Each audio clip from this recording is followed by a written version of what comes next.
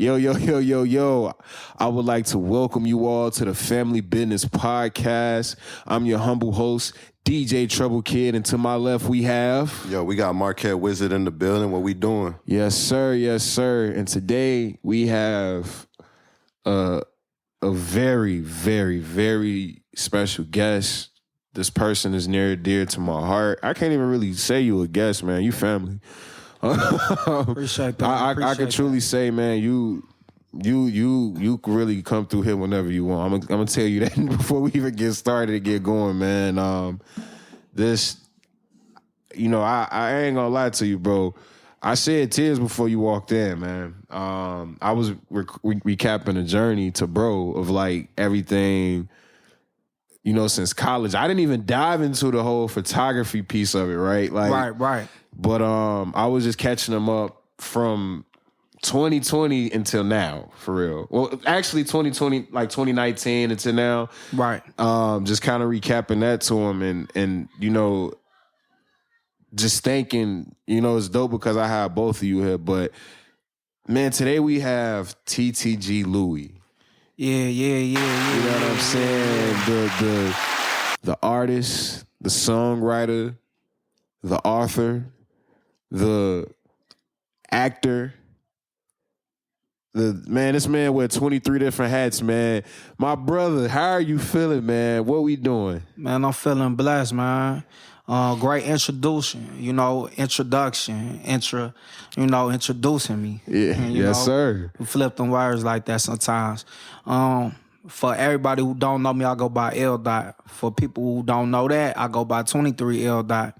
For people who don't know that, I go by Lil Dub. For people who don't know that, I go by Dub. Let them know. For people who don't know that, it's TTG.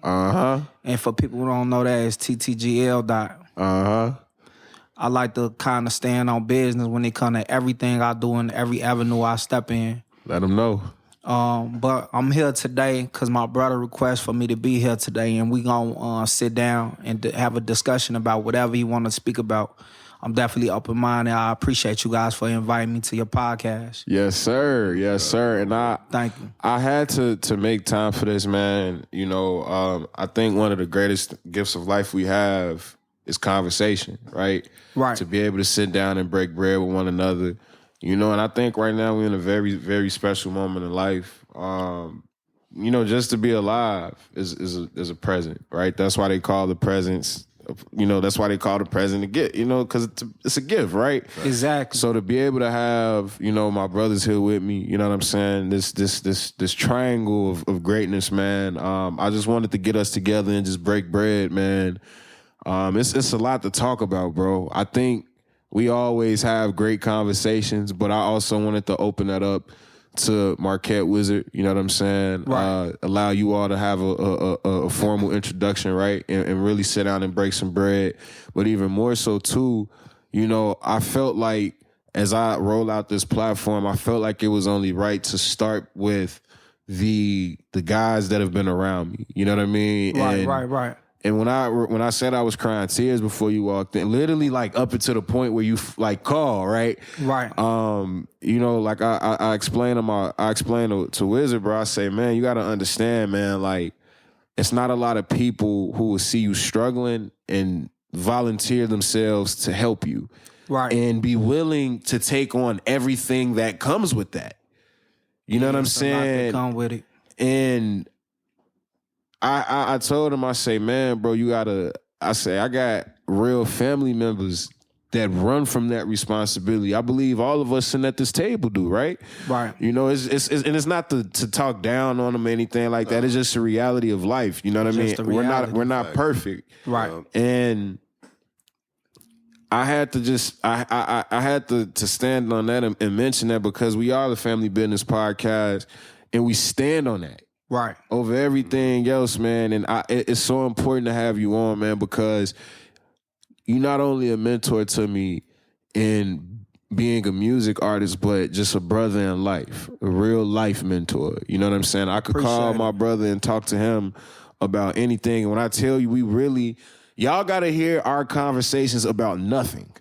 Exactly. Like me and bro could literally just have a legit like on the spot conversation about absolutely nothing, and the shit is entertaining. Like, but you know, I want the people to become more familiar with you, your works and everything like that. So we gonna spend this episode talking about a handful of things, man, and talking about what we've done, but also talking about what you're doing and what's to come, right? Right. And I will say this, I want to give you this on the front end too. You know, this podcast, we're aiming to roll it out by summer of 2024.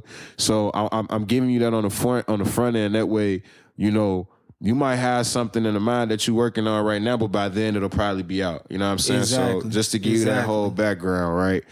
And that's my fault because I should have gave him that shit off air. But you know, we building a plane as we flying it, right? So we're gonna get this thing going. I want you to start by telling the people, man, you know, paint the picture of where TTG Louie is from. Let's start there. No question. Where did it start for TTG Louie? I feel like TTG Louie just kind of was always there, right, in the background, peeping things out. I think he the boss of all bosses when it comes to, you know, one of my alter egos and shit. And the reason why I say that is because his level is a whole different level. You feel me? You know, you got L Dot. I feel like L Dot is more familiar, you know, more memorable when it comes to people being able to say, hey, I know this person or I met this person. L Dot would be the person everybody be like, yeah, I met that person at some type of stage of their life, right? But TTG Louie, you feel me? That's boss status. When it comes to me stepping into my avenue, my lane, my craft, I feel like he just elevates everything. He makes struggle sound exciting. He makes adventure sound exciting. He makes, you know, stories about background coming up in those neighborhoods, surviving those neighborhoods. He make it sound all exciting. And he make it sound luxury, like it's, you know, it's smooth, like you riding around in a Maybach in the back seat all day while somebody driving around, and you just going everywhere with no actual destination. That's TTG Louie. That's him for sure. You know, that's me. My journey began way before that though. My journey growing up on the west side of Chicago began a long time ago, a minute ago. But I'm here to say I was one of them kids that was kind of blessed with a lot of opportunity.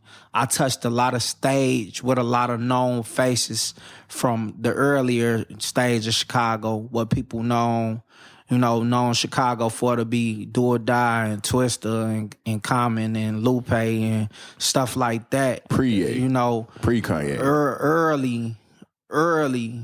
Early Chicago. I was just a baby, a kid. Well, excuse me. I can't say pre-A because Kanye was still producing. Like, Correct. He was still doing a lot of behind-the-scenes stuff then, so I had to correct myself on that. No, you know, in all retrospect, my homie, Navi, salute to Navi. Navi actually was in a group with Lupe Fiasco, and, you know, Kanye used to be around and stuff like that when it came to producing beats and shit. So that's somebody I actually seen when I was a shorty. He was still young, you know. But I say that to say this. When I was a shorty, I was doing music and didn't even know what I was actually doing. I'm just on stage. I'm behind scenes. I'm hanging out with celebrities. People is coming through. It was a music store on the west side called Georgia's Music Room. All the artists that was somebody in the music industry, they had stopped in the city. And that's where they had link in with everybody in the city at. They had meet up at Georgia Music Room. You know, you got people like when 50 Cent dropped. You got people like Snoop Dogg, Bow Wow, Lil Zane, 112. You got D12. You got Eminem. You got David Banner. You have The Game. G-Unit. You got all of them. I'm talking about these the people that was coming to Chicago, and I'm meeting them because my homie, his dad was a DJ, happened to work for Georgia Music Room, and we happened to be locked in with Georgia Music Room, so we was around everything that was talented. We talking about Eve. We talking about the Brad. We talking about Jermaine Dupri. It's we kids. talking about everybody you could think in the industry. We talking about DMX. We talking about all these people that stopping in Chicago. That's where they stopping. They was stopping right on the west side in K-Town, right off Roosevelt at Georgia Music Room, and I was right there, right next to them. I didn't even actually know what I was a part of. I didn't actually see the picture back then. I just thought, I'm just chilling. I'm a kid. I'm around celebrities and superstars. And the reason why I didn't actually understand the breakdown because I grew up, and my family, we had to struggle. We didn't have that same bread. So cable TV wasn't really a thing. I didn't understand how big these people was that I was around on a regular. I just knew people was saying they was big and I would happen to be around them. Mm-hmm. You know what I'm saying? So, this is something I just grew up around. It inspired me to do music. So my homie, who dad DJ for Georgia Music Room, he actually had a recording booth and studio set up in the bottom of his basement. His name's C-Note. Shout out C-Note. He's still recording music, doing his thing. He used to record some tracks for Twista and everything. So we'd go to the basement. I'm talking about the man had a computer, he had the beat system, all this stuff. We'd go to his basement and record tracks on his basement. And at the time, he was sampling instrumentals off of what those discs called, those records. Mm-hmm. He was sampling beats off of actual records. The big records that you got to spin around off of 12-inch, yeah. Right. And then he had the turntable. Right. I remember Ludacris dropped, I wanted to do the Ludacris beat, and he just kept spinning the intro of the Ludacris beat back and forth, recording it to loop a beat for me to freestyle on. That's crazy because as a DJ, now I could just click a button to do what he was doing by hand. Exactly. So you were around music in a space during a time where it was also too, like, on the verge of becoming digital and all these different things. I'm talking about this early stage. You could go on the block and sell 100 of your CDs and be rich, and when nobody even bother you. I witnessed people like S.A. Dub, Soldiers at War, which is a Muslim rap group, and they run with Minister Louis Farrakhan. I grew up around the mosques and stuff. I witnessed them sell 1 million copies of CDs printed out their hand, in their hand. So you gotta think, this was the time to be alive. Everybody was jumping. You feel me? Everybody was busting. It was going crazy. Mm-hmm. I'm just a kid though. I'm a kid on stage with celebrities. I'm a kid in the background around celebrities. I'm a kid. Yeah. Like I'm present. Like outside. living outside. A adult lifestyle as a kid, The area I grew up in was very violent, very aggressive, full of crime, full of whatever you could name. It was full of problems, And the best way to kind of live in a space like that is to kind of act on your artistry, find your craft, find what makes you happy, find your escape. I didn't do drugs and I don't do drugs and never did growing up. I grew up around hustlers. The people that was on the block around me was teaching shorties not to use drugs. They was hustling, selling, but they was saying, don't do this. We sell to the people that use. Do not become the user. We are hustlers. We sell this because we're trying to make money. We're trying to bring in income that we're not allowed to bring in for our families at that time. Now, if that was true or not, I can't really stamp if it was true or not. But some people don't have those opportunities to bring in the income that's going to suffice to raise a whole family. You want to put them in the best situation to raise their whole family. So they might feel like, this is how we got to get it. But I salute those type of dudes because they were smart enough to say, hey, don't do this. They wasn't promoting the use of drugs to kids. This was something that was new later on. You will see this become some like real promotional wise somewhere around 2010, 2012. That's interesting. Rappers using drugs and really speaking on using drugs. Let's say 2005 on up. Cause it kind of slipped into that wave of rappers talking about using drugs. So you have a very interesting point of view, man, because you not only seen the music game change in terms of the production style, in terms of the way artists roll out music, right? Because these days everybody just think if they just post their album cover to Instagram or Facebook, Twitter, a million people gonna find that shit and listen to it tomorrow. It's not finna happen. Not like that no more. But you also, I think that the biggest piece that you spoke to is community and how the community portion influences the art. Right. And how the influencers of this time was instilling principle. Right. You know what I'm saying? Because like I always explain to people, hip hop was founded on drug money. There's no other way to say it. Yeah. You know, and that was a conversation, man, you had a while back. And what was interesting about that is that, you know, in this take, we all fans of music in this room, right? Right.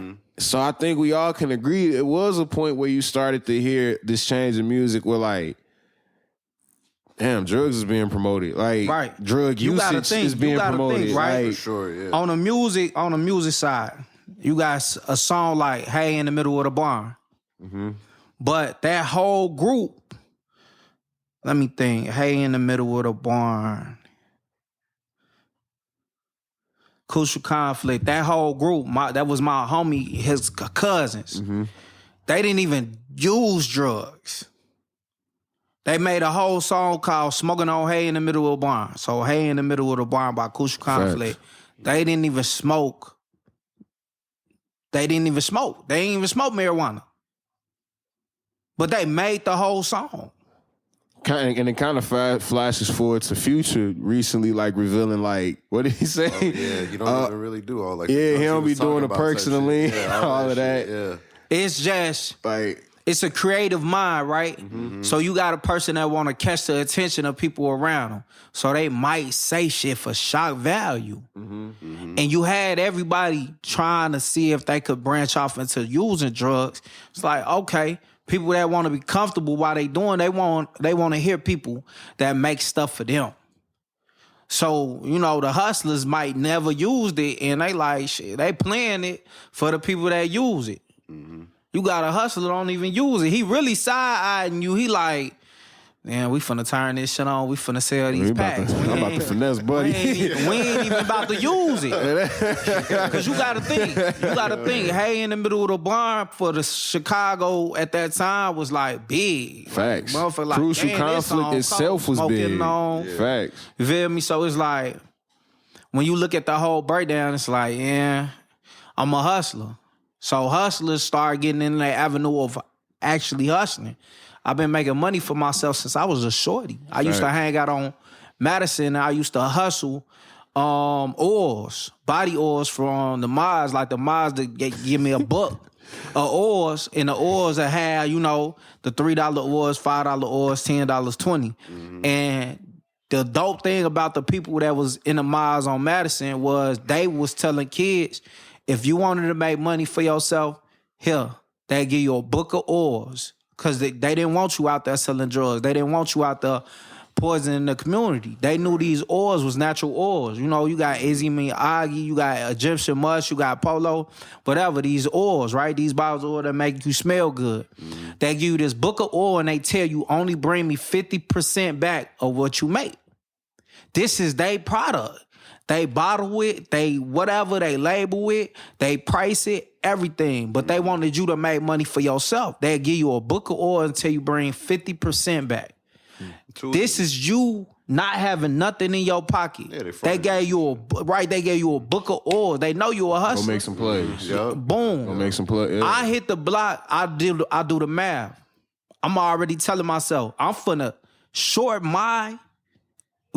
whatever my take on it is or whatever my back end on it is, I'm going to shorten my income on it and I'm going to take cuts on what I got going on and I'm finna sell these oils for less than what my competitors is selling it for. So the $5 oil, I'm doing 2 for $8. 10s, I'm doing 2 10-bottle oils for $17. I'm cutting myself because I already doing the math of what I'm going to make off of this, right? So I'm telling myself, since I started with 0 and they gave me something to make something out of nothing, shit, it don't matter what I take home. As long as I take what I need to take home. Something. As long as, you feel me? They gave me something. You know what I'm saying? A book, it's $300 worth of oils in here. Right. I'm anticipating to make 150. Shit, I don't care if I go home with 120 if I got all my oils sold. And I used to sell out all my books. I would never walk back to the Mars without having my books all sold. Everything gotta go. All the oils gone. Everything gotta go. You know, I've been a hustler for a long time. So you look at the translator doing music and being a hustler all in the same mix. That's where it all kind of come from. You feel me? I was always the person people was looking like he on top of his shit. So it kind of blend well going into popularity, right?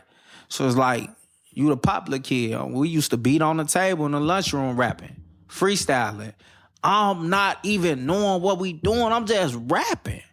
Just doing shit. Y'all having fun. Man, we having fun. We on stage. we at the recording studio. We around celebrities. I remember we on the block. Twista and them had a show. Kusha Conflict, Do or Die, all of them had a show. We walking. I'm chopping it up with my brother. My brother like, where y'all finna go? We finna go do a show. He like, where at? Ooh. I'm talking about a mile and a half away from home. I'm not even 10. I'm not even 9. I'm barely touching 7. I'm like 6 or something. We finna go do a show all the way away from the crib. You know, he like, yeah. And next thing you know, he see Do or Die, all of them pull up on us with they tour bus, like, get in. What y'all doing? Y'all got the show. And he my older brother looking surprised, like, what the? And we hop in with them, go do the show. You know what I'm saying? The show lit. We got grown females trying to talk to us. We don't know the lifestyle. We just living it. Y'all just there. We just living it. present. For real. Man. So kind of speed it up. You know, I got into this whole avenue of where I'm like, okay, I'm going to push myself. So I hit the studio. I had C-Note, you know, lay out some beats for me. I go in there. I make my tracks, do my own thing. And then it got to the point where I'm like, all right, well, you know what I'm going to do is I'm going to go print out me 500 CDs. I'm going to put them in cases. I'm going to have a little printout for the little, you know, front of the case, you know, the artwork for the front of the case on it. I'm going to have my print on the actual CD with my number on it, with my picture on it and my name on it, the title of the CD on it. And I just was throwing mixtapes together, and that's how I was doing it. I was pushing it out. I was selling them. I was passing them out. I was just getting them out there. And this kind of translated over for when I transferred or I moved out of town and went to a whole nother location where people only fathom to do this. And I created a whole nother avenue down in a whole different area where I wasn't even from. A whole different identity. You know what I'm saying? Giving them a voice, giving them an avenue, giving them a lane because they never seen a person do all of this shit. Mm-hmm. You know what I'm saying? One thing that I did want to ask you about, as far as like the bigger picture, you know, speaking on like where you came from, you know, these beginnings, right? You know, hustling, you know, working up, you know, like you said right now, with the CDs and stuff like that. What does the bigger picture look like for you, you know, in this whole thing? The bigger picture, what does the bigger picture look like for me? The bigger picture for me is people to push the brand or the idea to do what you want, right? Believe in yourself. Mm-hmm. Believe in yourself. If we all sat down here and we all voiced our thoughts on what plan we had or what direction we wanted to go in, and we just sat up here and told each other, go after it. You got it. And add to it, one of us gonna become successful in that avenue that we jumping in. But 9 times out of 10, when you pushing an ideal or a plan, you gonna have more naysayers than yaysayers. You get what I'm saying? You gonna have more people saying that's not a good idea. You have more people telling Kanye West not to rap than rap. Right, yeah. Now he one of the biggest rappers in the whole United States of America. Mm-hmm. You know what I'm saying? And wait, not just America, but The world, Craig. the world. Facts. The world, Craig. Big facts. The whole universe. Yup. But if he would have just went with the idea of people like, yeah, rapping ain't for you. People was telling that man, rapping ain't for you. People was hearing that man tracks telling that man, nah, that ain't it. And he still put those tracks out. You got to think. You got Bonnie and Clyde by Jay-Z and Beyonce. Originally was a Kanye West song. Y'all do know that though, right? Mm-hmm. Yeah. Stop it. Like, yeah, it's Originally was a hits. Kanye West Some song. hits It was his song. He gave to them. But even the style of the way records was being sampled at that time, like, you know, bringing a different style into the game, right? Right.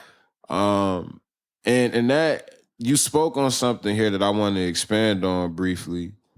You know, you mentioned the naysayers who swayed Kanye to not create music, right? And Right. as Wizard knows, man, we've been working on a podcast, but Poster Boy, Right. right?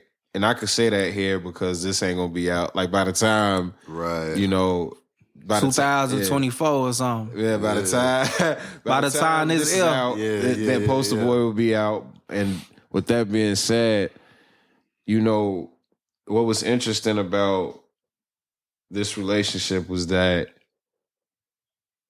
bro really, like, he stands by that. You know, and I have to have this moment where I give you your flowers to your face, man, because, you know, bro, I believe in people that before they believe in themselves. that part. And I'm glad that you just said that for you. Right. Because in this lifetime, it is important to say what you have to say for yourself, because nobody gonna give you your credit until you learn how to give it to yourself first. And bro has been very instrumental in helping me understand that, right? Right. And still is to this day. Yeah. That being said, one of the more recent things that you've done that I'm aware of, because I've experienced it hand in hand, man, but you A&R Poster Boy. Oh man. You know, you dope. stepped up and A&R this project, man. And I want to ask you, you know, and again, like, this was something we didn't necessarily plan. You know what I'm saying? It was literally like, It was always, you know what? It was always a plan in my head. I love it. The dope part. Tell me All right, so more. let me tell you something, right? You ever hear the conversation how Lil Baby was sitting back talking about, man, Gucci said I should rap. This person said I should. Thug said I should rap. Coach said I should rap. P said I should rap. And I'm sitting back. I'm on the side of that. I'm not even worried about none of that, right? Let's not even, boom, let's step it back into my lane. I'm sitting back. Bro already said, man, dang, I wish I could. Man, bro, you can do this. I know you can rap. In fact, next time we go in the studio, we get an opportunity, I got some time, I'm paying for it, we putting a song together for you. Then, the dope part about that is, I like to step in that avenue. I don't like to talk about nothing. I like to do it. So 9 times out of 10, when we about to do it, it's not even discussed before we do it. Facts. So, you know, Facts. even you doing music, it wasn't a discussion that really led up to it. It was the fact you was there. I said, all right, it's time, bro. And we found you a beat. And I'm like, lay this. It literally happened just like that. I'm like, lay this. And he went in there, he laid it. And the rest was history. We got Poster Boy now. You know what I'm saying?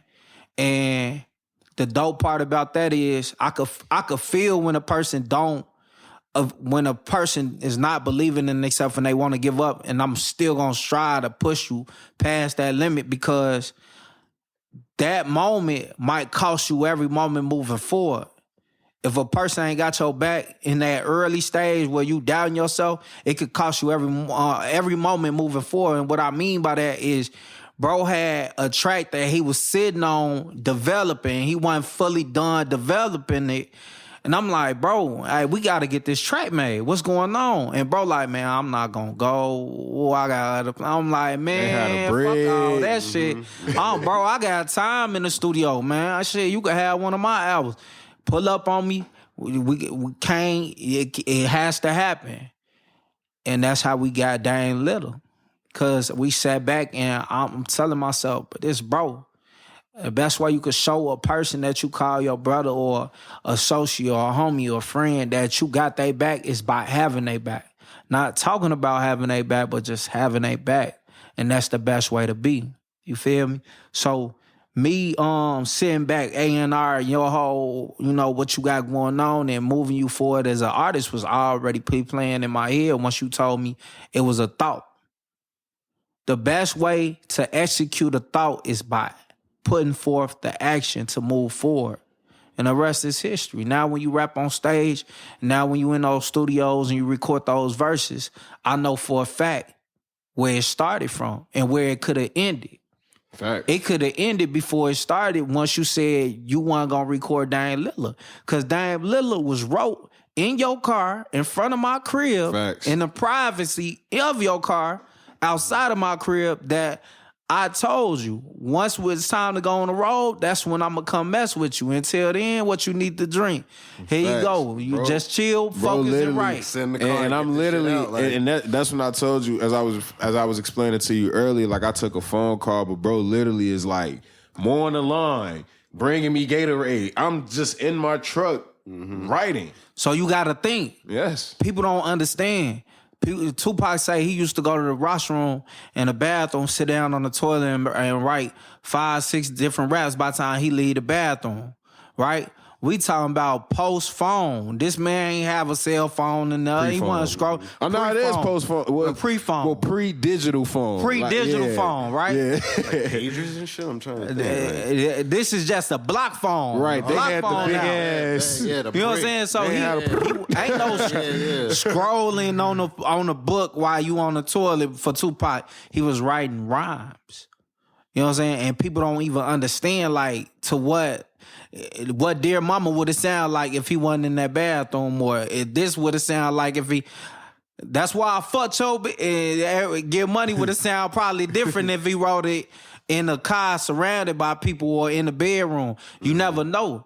But one thing about me as being an artist and me doing hip hop, me doing trap, me doing R&B, me doing vice versa, me being a singer-songwriter, I used to find moments where if I sat up in the car chilling before a session, I catch that Holy Ghost. I catch that writer spirit. It'll uplift my writer's block.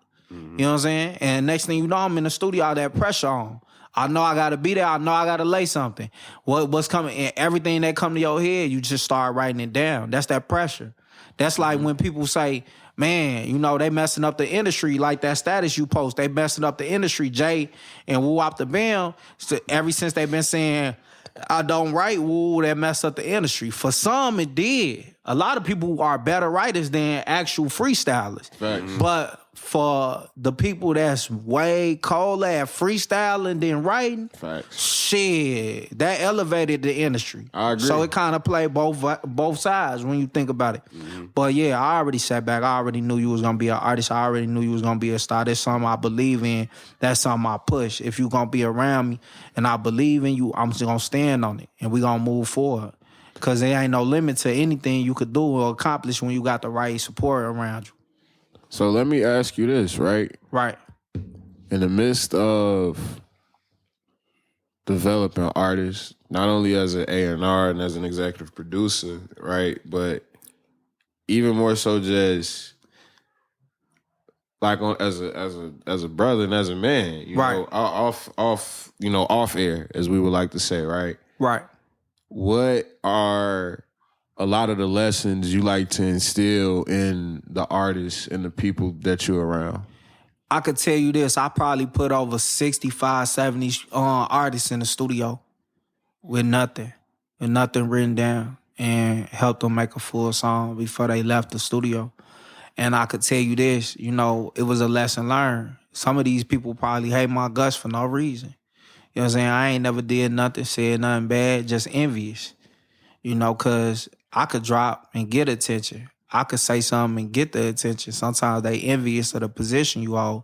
So my advice to that is when you stepping in the studio in a room with somebody, make sure the energy right.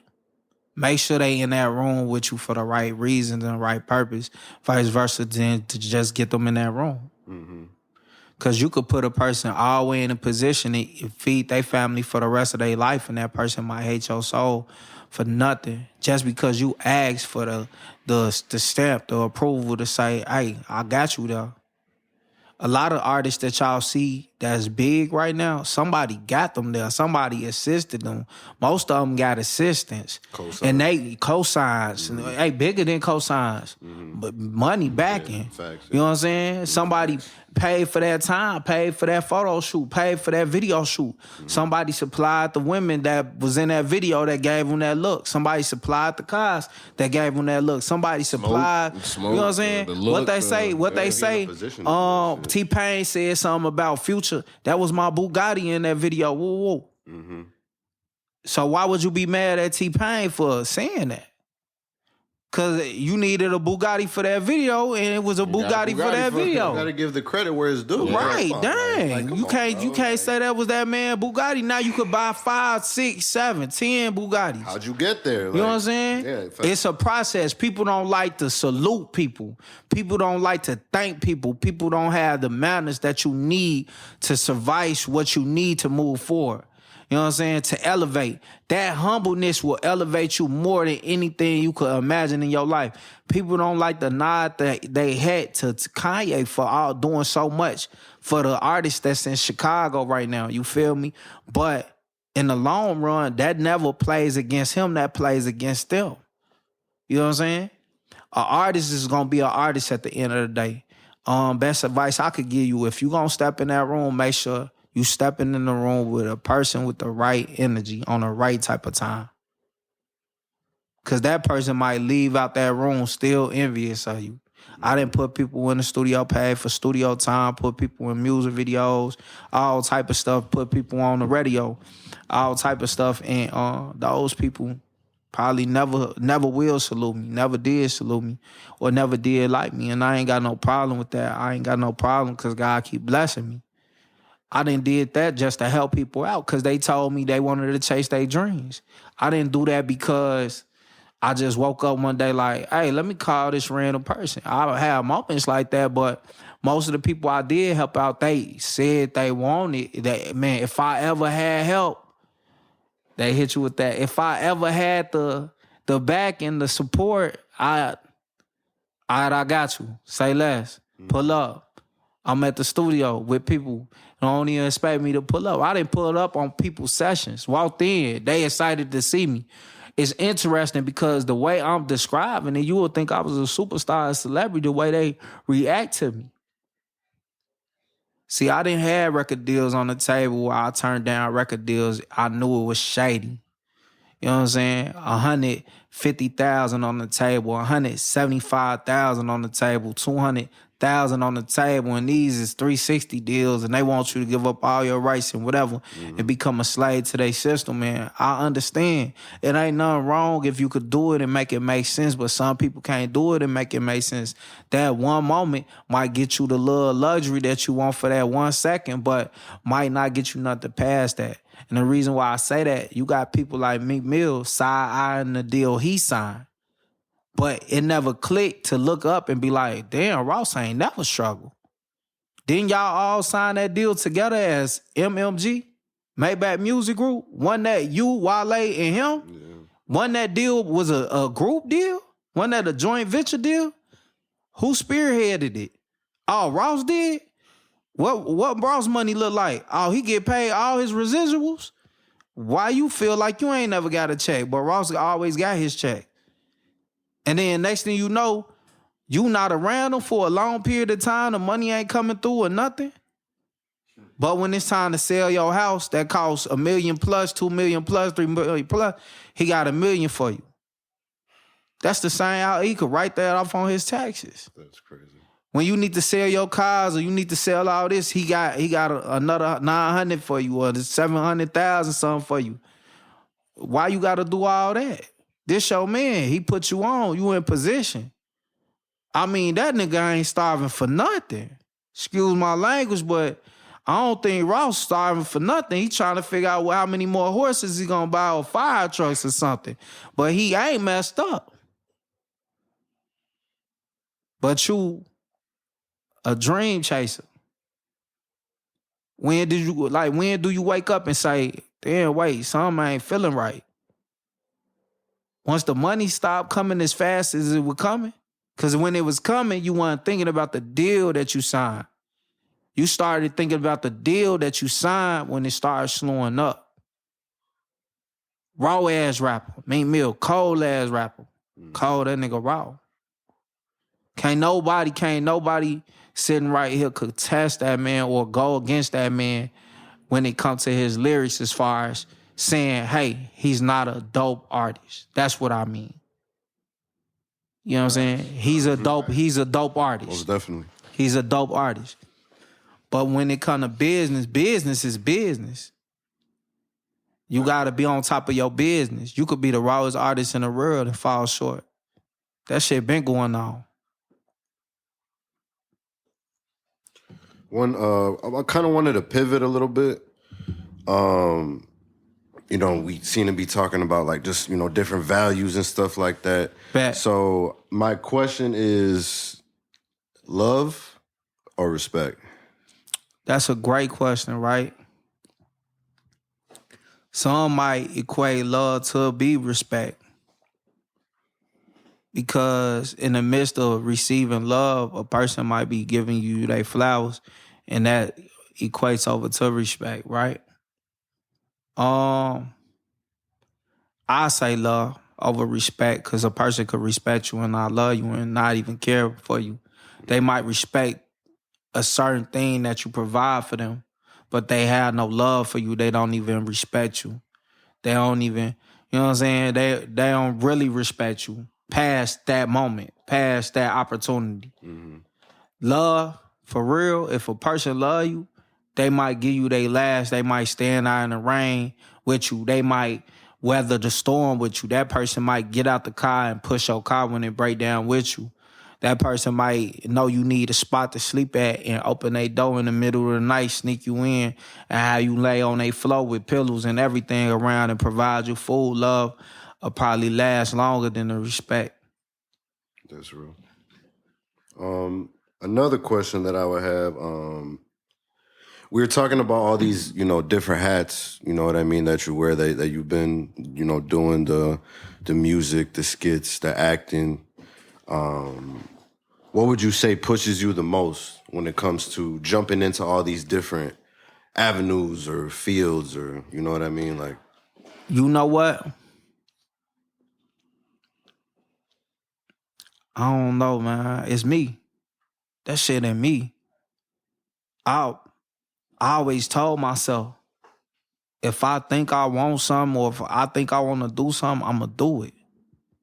And what I mean by that is, and one day I might wake up and say, I wanna learn how to drive a boat. I'm going to go find the class. I'm going to sign up for the class. I'm going to study what I need to study. I'm going to get my license. I'll go drive a boat. One morning I woke up, said I want to drive an airplane. I want to fly an airplane. And I contact these people and that people. I'm like, man, how many hours I got to put in? You put in a certain amount of hours, you could drive a private group of people. You put in more hours, you could get paid for driving a private group of people. You put in more hours, you could get bookings to drive private jets. You put in a ton more hours, you could become a pilot. Cost a lot of money too. But one thing, I'm a believer. I'm a make something out of nothing person. I did an interview where I sat down and this lady was like, you're a glass half full people. You a person. You don't never see the problem. You always try to find a silver lining. You always trying to find a good in the situation. So if I wake up and, my brother say, man, Lou, I want to act. Man, okay, boom. gonna find an acting course to be in, take the class, sign you up with an agency. You know what I'm saying? Do your headshots, put it in. We finna figure this out though. Let's do it, yeah. Let's do it. Yeah. Come on. I'm more of a let's do it person. Yeah, And when I tell y'all, like, I could speak on this firsthand because I went through and still going through the Louie boot camp, so to speak. You know what I'm saying? You know, it happens. Bro, you know what I'm saying? Bro hit me up one day, Pops just seen you on TV. Yeah. That's the goal. The goal Facts. is just to have fun. Do whatever you feel like you can do. I told Pops about a TV show a minute ago. Man, hey, check this TV show out. It's funny. just A year later, I'm on the TV show. I cannot make this shit up. You know what I'm saying? As a matter of fact, he watching the show. Can we speak on this experience, man? Because Yeah. you know, a part of around the same time I said, man, you know, I always thought I'd, you know, make music or something like that. Yeah. Cause I also remember at that time he was like, bro, I really want to get into acting. Yeah. And you did it. Yeah. So can you talk about that journey and what that's been like for you thus far? Hopefully by the time this era, it'll be bigger than what it is. You know what I'm saying? It will be. It'll be bigger than what it is. Yes, and the sir. reason why I say that is because I'm still going through it. I still get offers every day to be in TV shows. I just want offers that's going to get me seen and heard a little bit more. You gotta make sense. Right. I want it to make sense a little bit more. You know, as a kid growing up, I couldn't even cipher the difference of Chicago from St. Louis to New York. I thought everything was in one area. I didn't know the suburbs exist. I thought the suburbs weren't real. As I started growing and becoming a little older and paying attention a little bit more, I noticed knowledge is everything, right? And what could hold you back in life? Ignorance. Ignorance, right? I'll give you that. Mm-hmm. And another thing that can hold you back is not believing in yourself, not understanding we live in a world that's designed for you to do whatever the fuck you want. Y'all wanted to do a podcast, we doing a podcast. You put in the time and energy and the You feel me? whatever it is. Let's be honest. Mm-hmm. You might not have the following you want in the city that you're in, but it don't matter no more. Y'all might become the biggest podcast in Arizona and y'all in Illinois chilling. Y'all might become the biggest podcast in New York City, all these other places, not in your hometown, not around the naysayers. And then y'all gonna look up one day and be like, hey, our fan base is over here. Let's do a live show over there. Book a plane and go over there. One thing about me, the reason why I'm the way I am is because I never told myself no. I would never tell myself I can't do something. And I would never tell you can't do what I'm doing. If you ever meet me, from the moment TK met me, I was doing something that he wanted to do. And he asked me for advice. I said, you could do whatever the fuck you want to do. And I said, you could make what you have work for you. And can I pause and interrupt on that too? Yes. Because I want to go back to two examples of that, right? Right. So that's really how we, you know, met.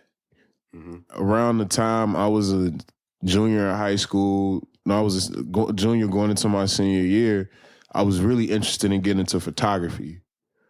And I hit up a handful of photographers that I crossed paths with, or that I looked up to, or videographers and whatnot. I hit them all up and I asked them the same question, like, hey man, like, you know, this is something I'm interested in. What do I need to get involved in this? What would I need to get a start? Mm-hmm. And some of them, you know, open a message, see it, and some just didn't open it at all. But bro took time to actually respond and give a valid answer. You know, he was just like, because it was guys that was like, man, go get this $2,000. Like, it's like, bro, I'm a high school student just starting out. Right. Bro was like, man, look, man, go get, he's like, all you need to start is this. Right. Got straight to the point. He had a camera already. Mm-hmm. He had a camera. The quality wasn't what he wanted to be. And I want to make sure I say this very specific, right? Be very specific when I say this. The quality wasn't at the quality that he thought he needed.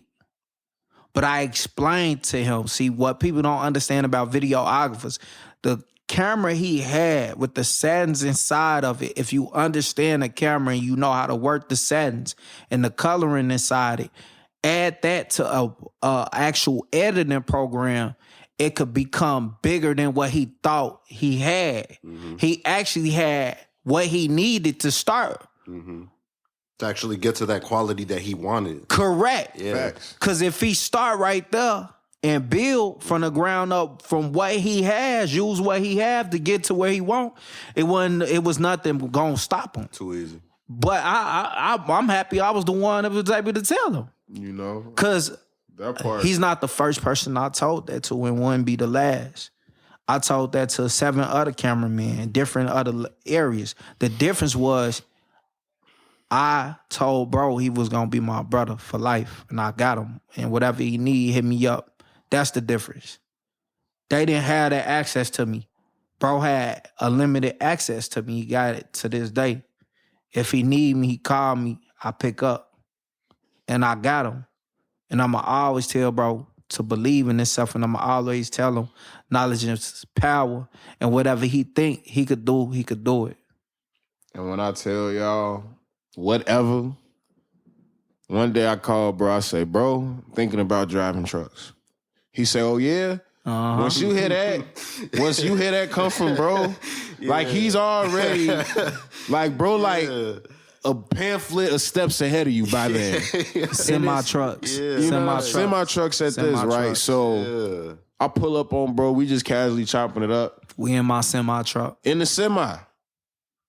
This motherfucker, bro, just nice. Like it's the same, yo. Bro, just like, hey. Matter of fact, hey, let me show you something real quick. Jump in the driver's seat. I'm like, huh?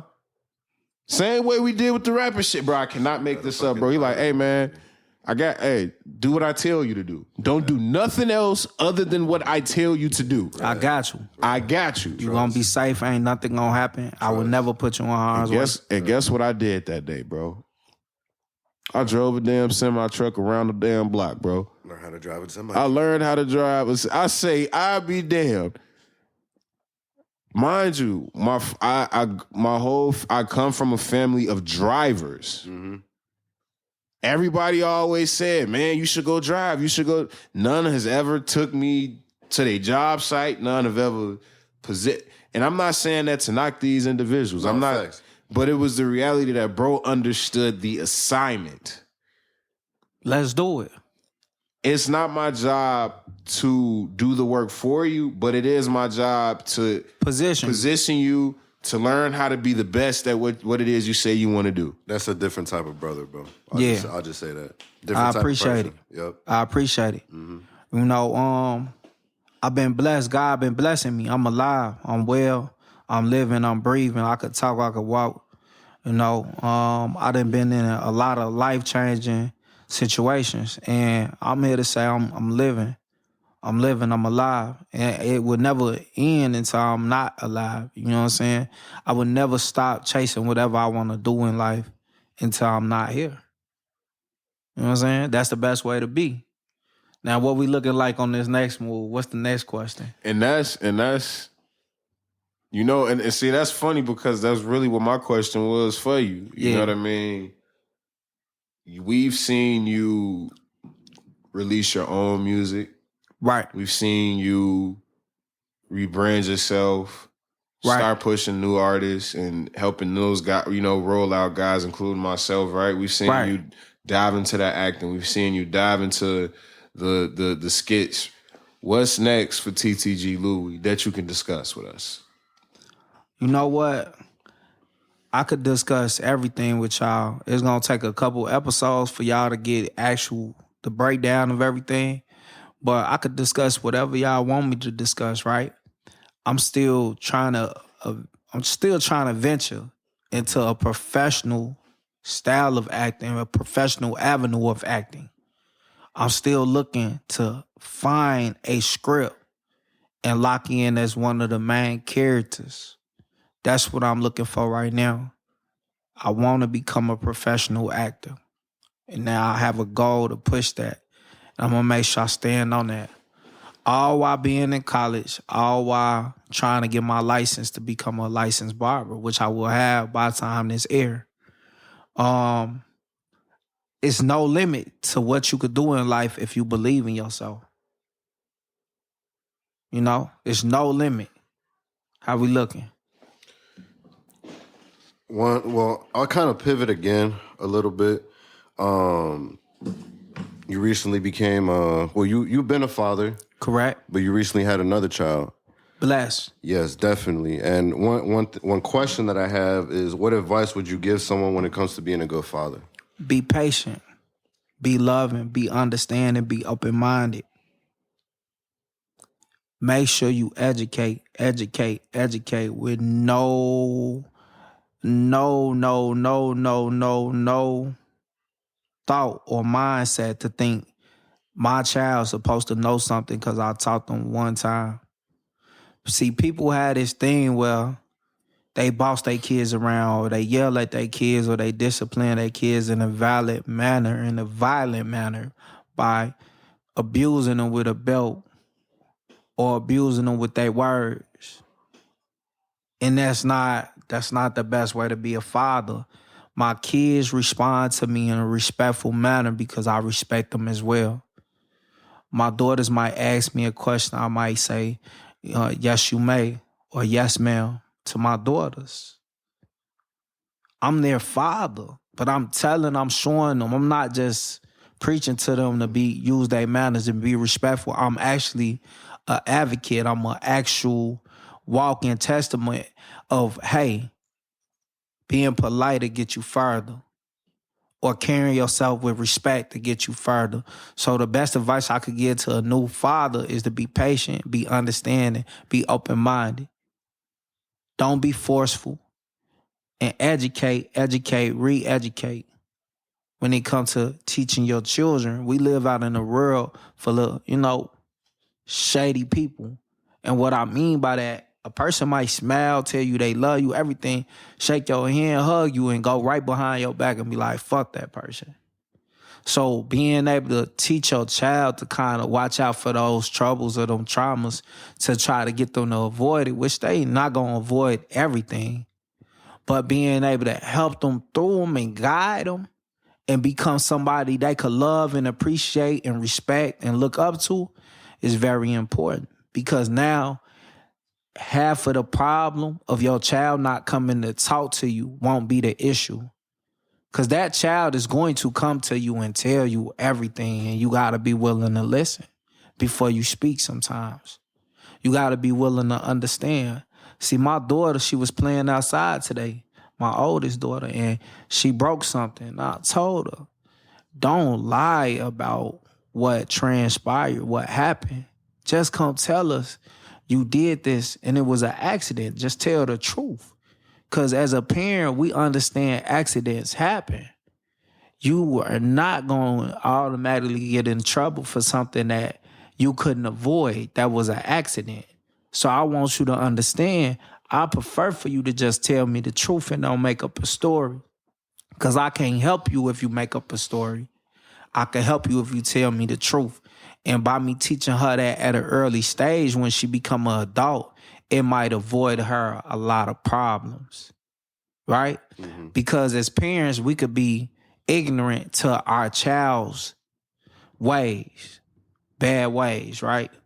So let's say when our child do something bad to another kid at school, if you don't stop certain behaviors with children, they will grow up and believe, shit, my parents got me no matter what.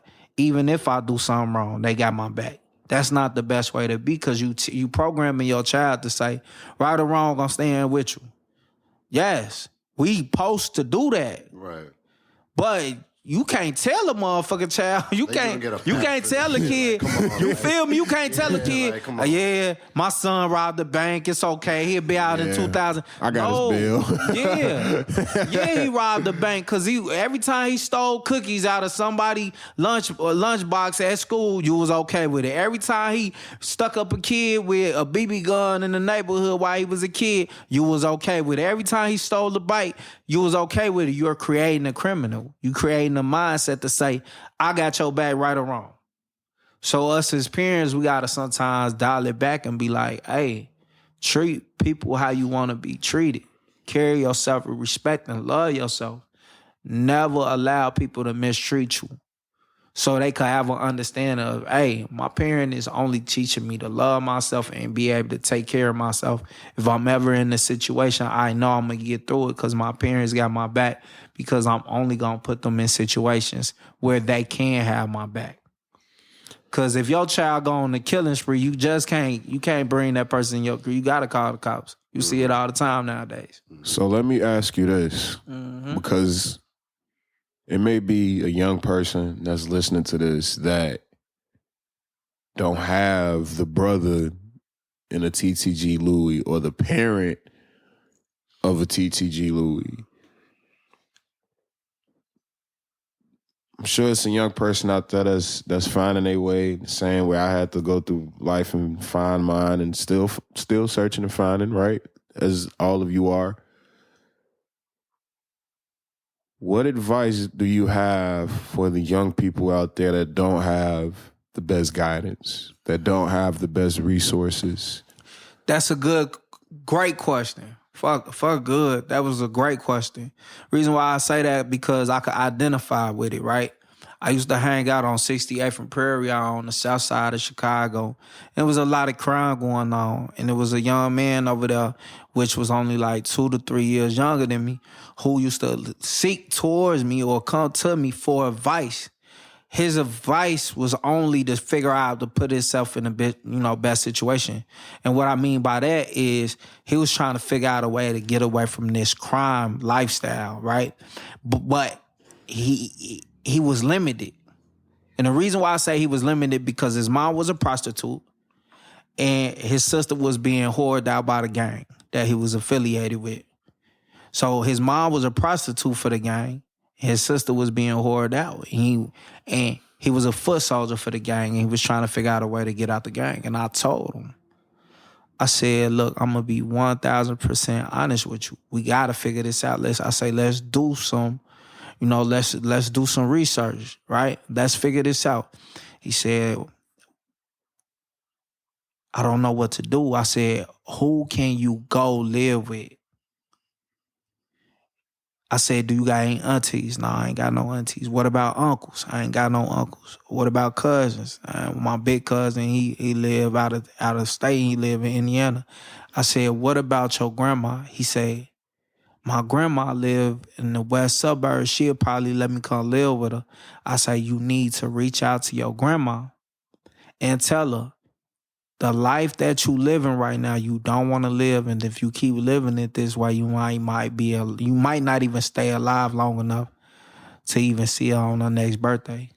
And he reached out to her, and she told him he could come live with her. And not only that, he told her him and his sister could come live with her. And I told him, I say, leave. I said, take what you could carry, leave, get away from them. And he did. And he was able to kind of, change his life around. And that's a blessing. So my advice for people that is looking for somebody they could come to and ask questions to, I say seek guidance in the rarest form of people. And the reason why I say that, you might not know exactly who you could get that guidance from. But 9 times out of 10, when you are around a person that wants you to better your situation, is going to show. It's going to shine. And if you can't, reach out to me, shit. Hit me up on my social medias. Hit me up on Facebook at L_DOT_Davis. L.Davis. If you want to, hit me up on IG at TTG Louie. TTG Louie. And that's 2 E's at the end of Louie. 2 E's at the end of Louie. TTG My brother. on IG. It's been an absolute pleasure. You know we gotta have you back. I'm gonna just put that out there An now. honor, bro. Hey, I appreciate it. I appreciate it. It's so much. I feel like we only touched the tip of the iceberg with this conversation. The surface, like bro. we didn't really. We really can't. And shit, I be talking for 2 years straight. Describing my life. But you know though, it's one of them things, man. It's like this, bro. I wanted to just get the conversation started, man. Like. Hey man, there's work to do. You know what I'm saying? It's definitely work to do. Hey, y'all, bro walked in to like, hey man, look, this is what we gonna be doing. You know, so with that being said, you know, we still got duties we gotta adhere to outside of this. So we gotta stop it in a timely fashion. Sounds like a great plan, man. With that being said, we pray that y'all have a great whatever it is you having, whether it's a day, a night. You know what I'm saying? Go love on your people, you know. And with that being said, y'all, we out of here. Peace.